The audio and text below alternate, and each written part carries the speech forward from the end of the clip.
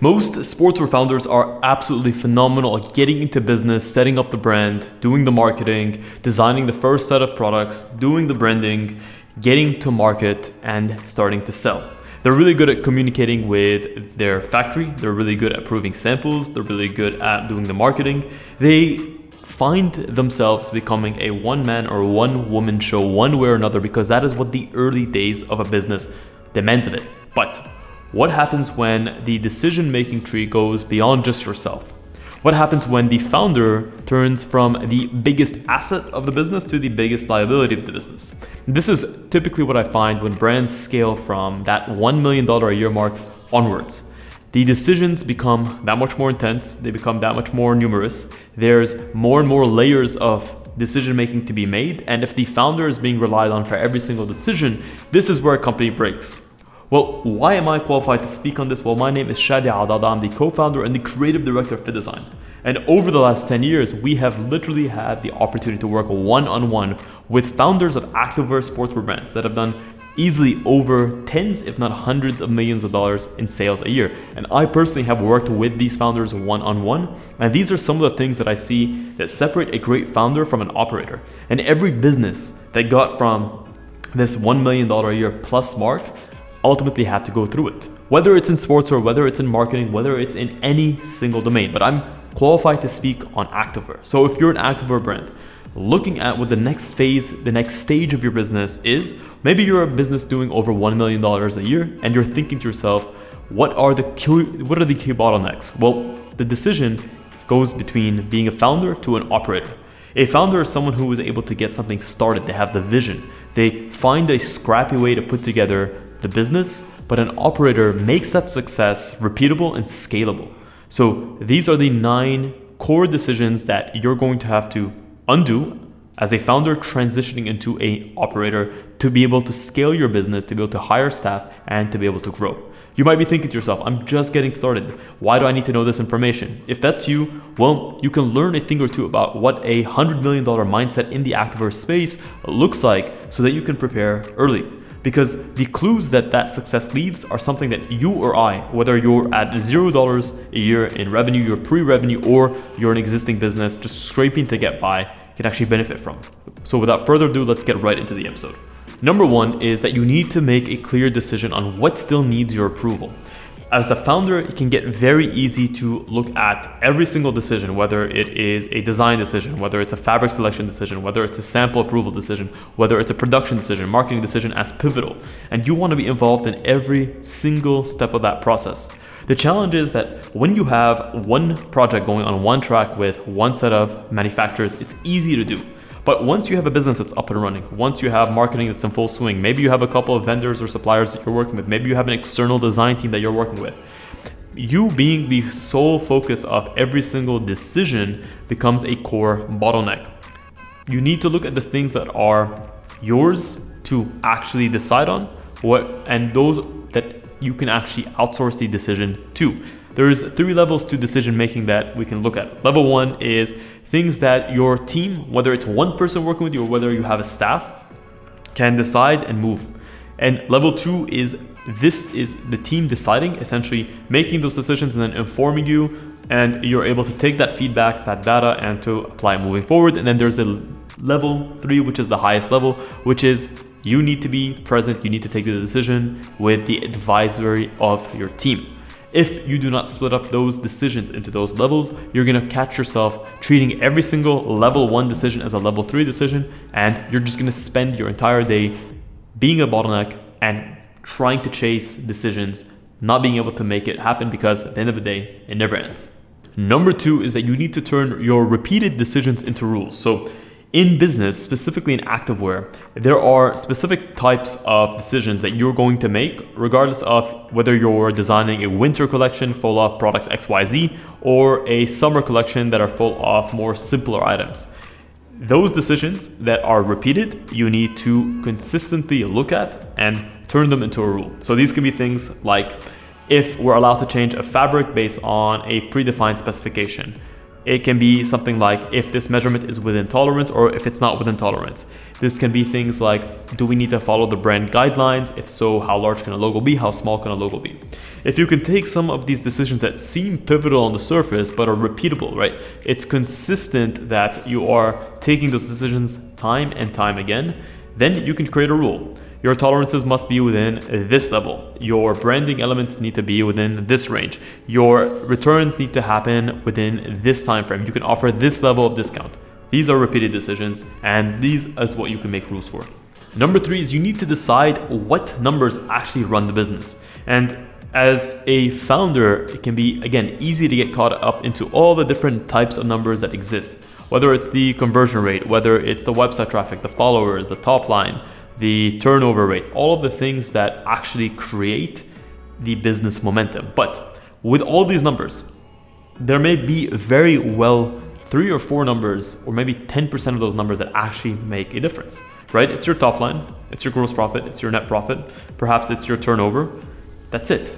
The rest, the conversion, the how many people land on your landing page and how many people bounce, how many people go through, how many people actually click add to cart, how many people abandon cart. These are things that if you have a dedicated marketing team, or even if you're doing a quarterly review or even a monthly review, you can go through those numbers when it makes sense. Number 4 is that you need to decide what needs to be standardized in your business. So whether it's your packaging, whether it's your block fits, let's just say you have many different products and they fit within specific categories. Maybe you have an oversized t-shirt, an athletic t-shirt, a regular t-shirt, a high impact sports bra, medium impact sports bra, a low impact sports bra.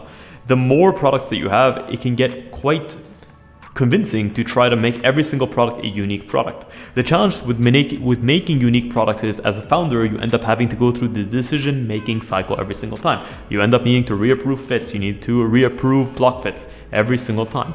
And you need to re-educate your customers on the fits every single time, versus having a standard block fit for an oversized top. You never need to reapprove that again in the future. Maybe you end up offering a oversized top in a graphic print, maybe another one in an all-over print, maybe another one in a tie-dye print. They're all the same block fits. You've only needed to make that approval once, and then you can delegate that to your team. Whether you also have all of your graphics typically be a screen print, you can also put that. These are things that can be standardized from the big to the small. The more that you can standardize, the better the customer experience is because of consistency. And the better you're going to be and the more impactful you're going to be at making decisions, because there's less for you to make. Number 5 is that you must decide how much inventory risk that you're willing to take or to carry. When a business starts to make sales, when the numbers start flowing, it can be very easy for a founder to get carried away. When we say carried away, we mean they see what a product is selling, and what they want to do is they want to immediately start to triple down, not double down, triple down, quadruple down. And I've seen this firsthand with some of the biggest founders out there. This is the right instinct because as founders, we are risk takers. And when we see something working, we want to make sure that we can go all the way with it. The challenge is not in just taking a surface level view of what's working, what's not. You need to understand, if I'm going to have the next 90 days without product, and typically I have these black leggings that are selling through. They typically take around 90 days to sell through. I want to be able to offer this level of leggings through the next 90 days as the lead time for recreating these leggings comes into play, plus a little bit of buffer, whether it's 15%, 20%. But it's not just a blanket decision. You need to look at it at a SKU level, which means of those quantity of leggings, are all sizes selling equally, or is it that you're selling through the mediums much faster than the remaining sizes? Perhaps you actually only have 3 weeks left of sell-through for your medium-sized leggings. At that point, you need to track your performance of each product at a SKU level to take proper decisions on how much inventory to carry. These are the most effective brands. The biggest thing that breaks brands, and I see this all the time, they have too much of a product that isn't selling through, whether it's a specific color or a specific size, and they have too little of the product that's actually needing to sell. This is the mark of a brand that doesn't have a proper merchandiser or someone who's ordering the product. And usually it's the founder that's taking those decisions, and they usually go off of their instinct or their gut. And I'll tell you this, it's usually right until it's not right anymore. Because when the decisions become wider and wider, you have more SKUs, you have more things to add, believe me, you need data, you need information, and you need a team behind you. And this is brands that are making easily over $10-20 million a year, they all fall into the same category. I see them, they tell me, Shadi, we need to get all these collections done 9-10 months in advance, a year in advance, a year and a half in advance, because we simply cannot keep enough product in stock. And then they reach a point where they have way too much of that specific product in stock because they've really overestimated in a moment of weakness or a moment of excitement how much they're going to need, because they assume that where we are today is where demand is going to be in 12 months. And listen, sometimes demand might be more, and at that stage you actually have too little product. Sometimes demand might be less, and at that stage you have too much product. This is why important forecasting and proper inventory management is key. Number 6 is you need to quickly decide what good enough to move means for you, because the apparel development process is sticky, especially if you're a founder with a vision and a clear direction of what you want. It can be so easy to be caught up into the minutiae, the small details that really don't move the needle forward, whether that's wanting to test out another 6 different lab dips of your canary yellow color to get the perfect shade, or you want to double test a additional 0.5 millimeters of thickness on the heat transfer printed logo, or you want to move the logo over just 1/8 of an inch just to get that perfect proportion. All of these things, yes, they make a difference, but how much of a difference? And is it worth the additional time investment, the additional effort investment, the additional financial investment, delaying your launch timeline back, leaving your website without the product that it needs to turn over? All of these things come at a cost. And believe me, the bigger the business, the bigger the cost. And the cost isn't just in sample development. It's literally an opportunity cost. So you need to learn what good enough looks like. And I know that we hear these stories about all these perfectionists, right? The Steve Jobs of the world, the people that didn't settle for anything less. And believe me when I say that there's a clear threshold that you need to lay out and accept nothing less than the threshold. But for most people, they don't have a threshold. What they look at is this absolutism or this perfectionism, and it's not defined. And when something isn't defined, you can keep tweaking at it. You can keep making it better and better endlessly, and you'll never launch. Number 7 is that you need to decide accurately when a problem that the business has actually reaches you.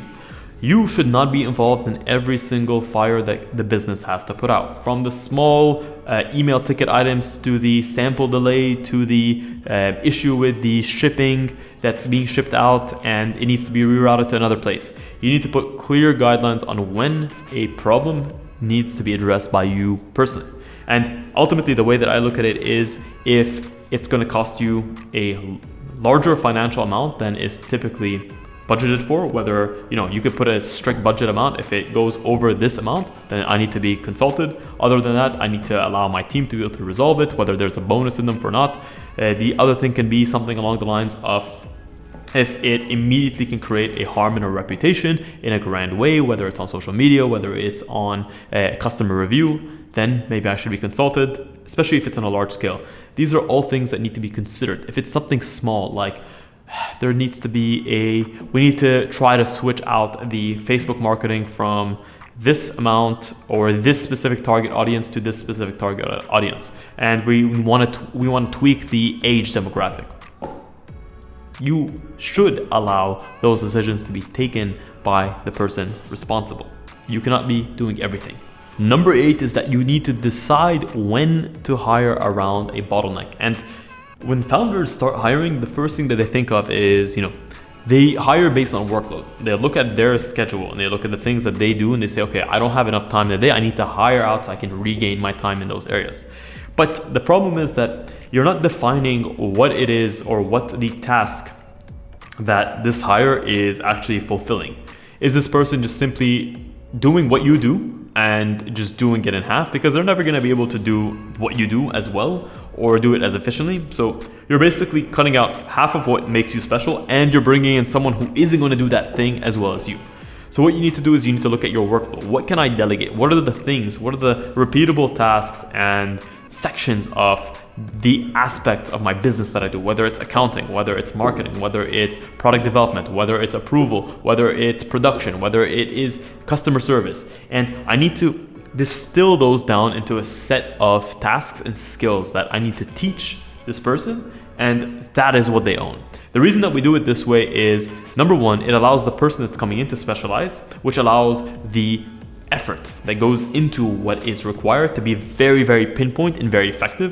2, it allows you to clearly articulate what are the goals and the KPIs, because if there's no articulation of the goals, you don't know whether a sort of success threshold has been reached, and if you don't have the KPIs, they don't have something to work towards. It's kind of like a horse in a race. The horse has blinders on and they know where they want to go, and that's it. That's how they're able to achieve that goal so specifically. It's the same thing with your team. You need to give them a clear set of instructions on what they're responsible for, what they're trying to achieve, and what are the metrics that define success. Number 9 is now that you also need to decide what your brand, what your company is going to stop doing. Because as you scale, as you go from that, 0 to 500,000 to $1 million to $1 million plus a year, the scaling creates opportunities that are faster than your team is going to be able to handle them. Whether that is getting the opportunity to start getting into stores in Europe, or whether that's the opportunity to get a new warehouse in a different region of the world to get better access, or whether that is a set of new influencer collaborations that, on the surface can add a lot of brand credibility and a lot of brand value, but the ticket for engaging with that influencer collaboration is quite large.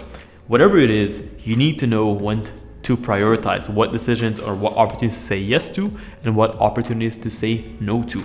And every single one of these decisions needs to be looked at within the framework of where does the brand need to be in 5-10 years. If this specific decision that I'm going to take today is not going to allow me to achieve that goal, and that goal needs to be very defined. When I say defined, I mean it shouldn't just be we want to be the biggest in sportswear. It should be, listen, we are going to be in this market, and this market. We want to have this market share. We want to be able to offer this category of clothing, this category of clothing, this category of clothing in this order. Any decision that doesn't make sense for that end vision and doesn't make sense for the cadence in which you're trying to approach it, aka if you want to get into footwear but you want to get into accessories first, then it doesn't make sense to take a decision on that allows you to get into footwear first, especially if there's no clear reason for having it. If footwear is just a matter of expanding your product category so that you can just tap into the space, that's one thing. Versus if footwear actually represents a core pillar of what the brand stands for, maybe you're a racket sports brand and you see footwear as a way of cementing yourself as one of the greats. That's another reason. So knowing when a decision needs to happen and why it needs to happen in what order, this is what allows you to see what decision to take and whether you should take it or not. So if you guys enjoyed this episode, please consider smashing a massive thumbs up. If you're just starting out and you have dreams of one day even getting to $500,000 a year, $1 million a year, and that sounds amazing, and these problems sound so far out. Every single brand that you heard of, that you can think of, that is at that stage started where you are today. And they started with a great set of products that they really believed in. They approached the market with open arms and they knew what they wanted to do and they found a way to execute it. And you can be the next. You can check out the link in the description to apply to work with us one-on-one. We can help you take your idea exactly as it is and turn it into a physical product that you can feel confident selling in under 30 to 35 days. And a real human will get back to you within 5 minutes of your inquiry.